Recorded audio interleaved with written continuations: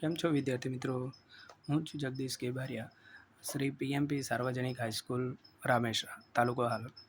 આજે ફરી એકવાર આપણે શેર મૂડીના ચેપ્ટર માટે માર્ચ 2024માં પૂછાયેલ જે 3 શેર જપ્તી અંગેના દાખલા હતા એ જોયા હતા. ત્યારબાદ એમાં એક મોટો દાખલો પણ પૂછાય છે જે 45માં ક્વેશ્ચનમાં પૂછાયેલો છે, આશા લિમિટેડ. ફરી તમને એકવાર કહી દઉં કે બોર્ડના પ્રશ્નપત્રમાં જે દાખલાઓ હોય છે એ મોટે ભાગે સ્વાધ્યાય અને ઉદાહરણ.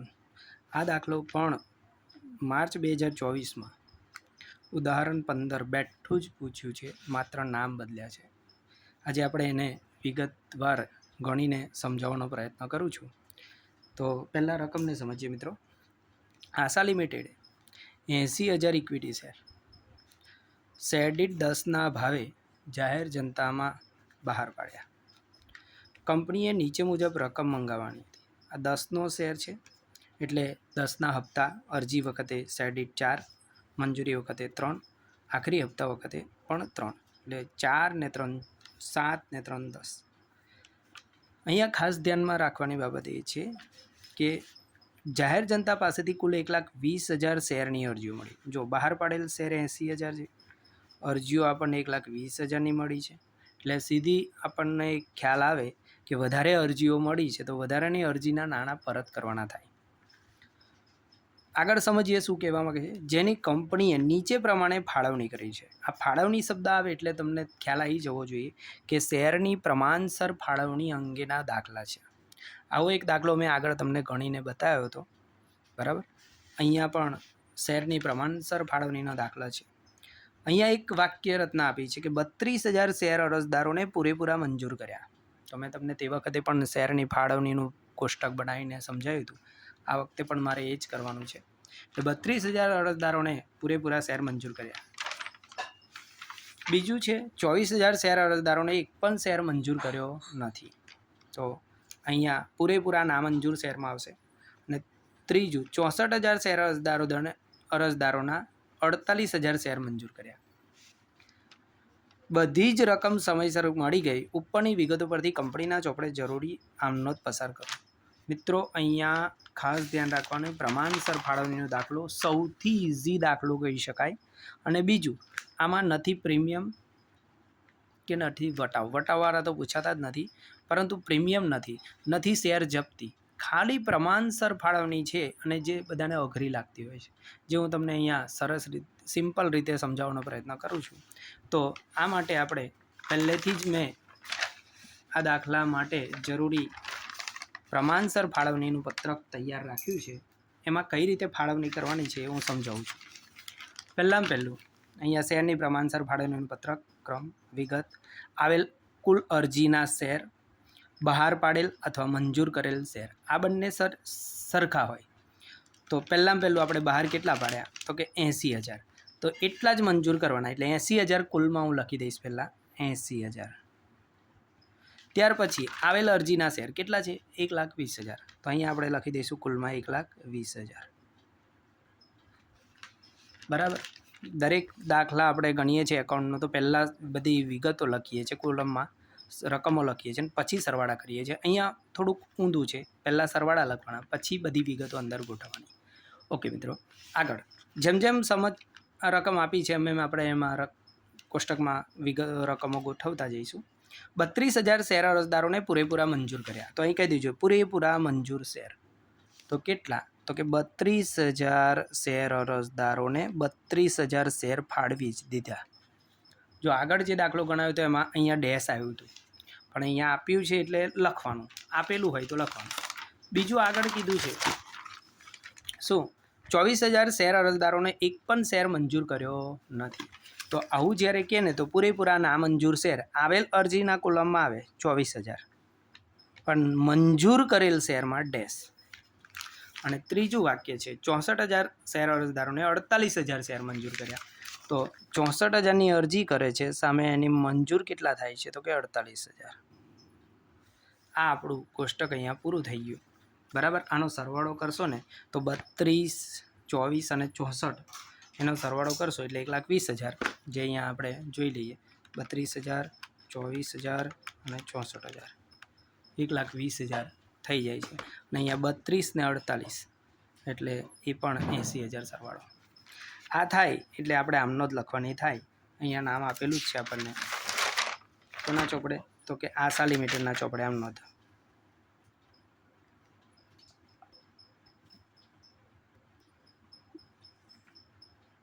આટલું થાય એટલે મિત્રો આમનો જ આપણે લખવાની. બહુ સહેલો દાખલો.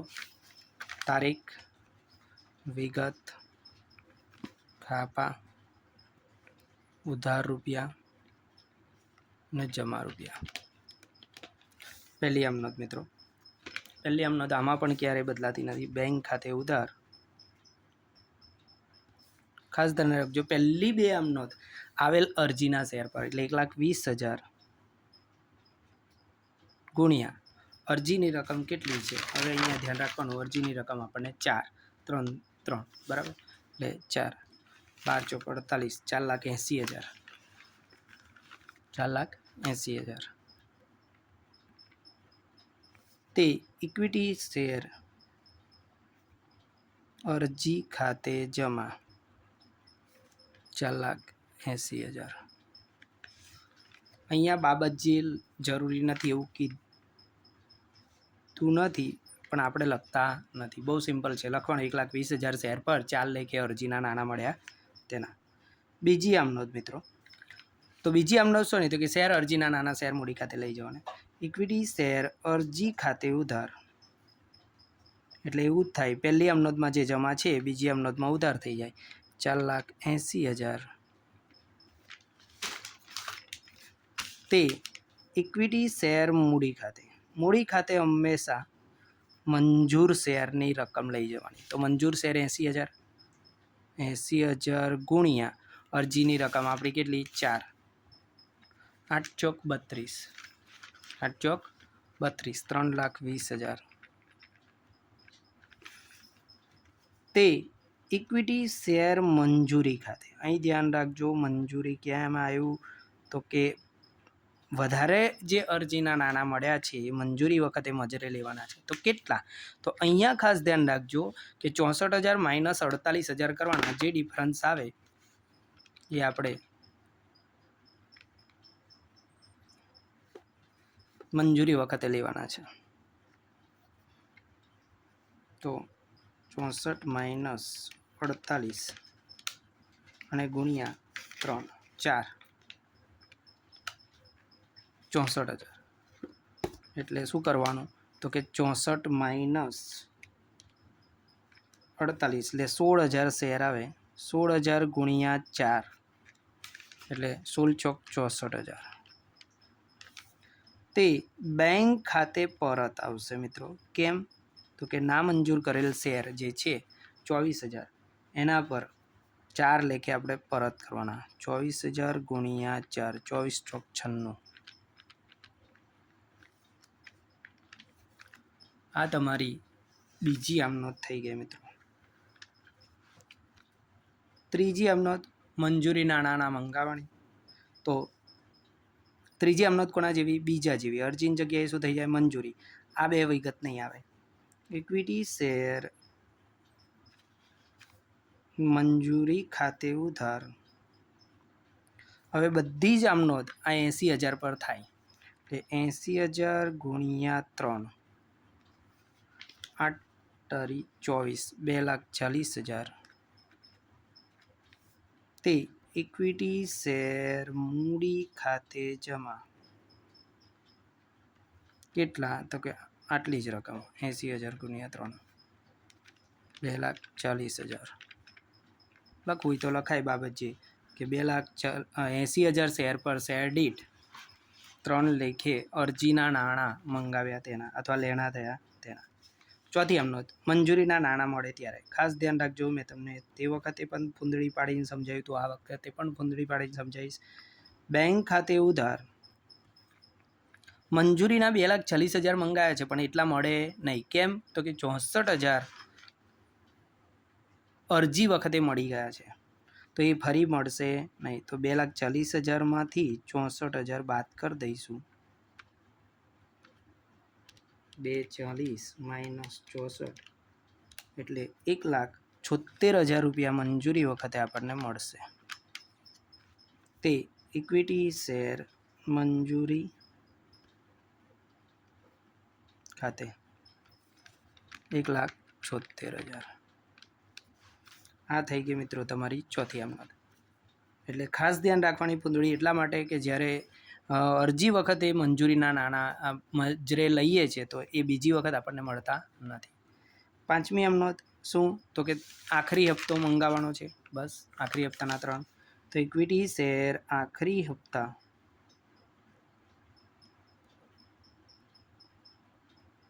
ખાતે ઉધાર તે ઇક્વિટી શેર મૂડી ખાતે. અહીંયા કઈ રકમ લઈશું? તો કે 80,000 ગુણ્યા 3 8 24 2,40,000. અહીંયા પણ 2,40,000. અહીંયા કોઈ શેર હોલ્ડર પૈસા નથી ભરતો એવું બનતું નથી એટલે પૂરેપૂરા પૈસા મળશે. છેલ્લી અમનોંધ બેંક ખાતે ઉધાર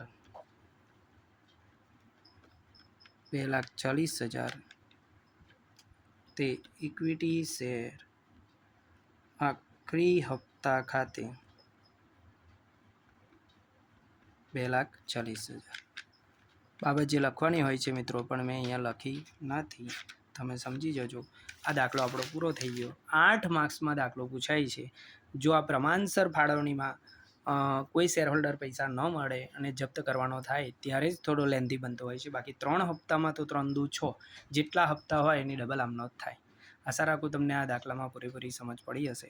જો તમને આ દાખલાઓ ગમ્યો હોય અને આ વિડીયો ગમ્યો હોય તો તમે એને લાઈક કરજો, શેર કરજો અને સબસ્ક્રાઈબ કરજો. આભાર. Thank you.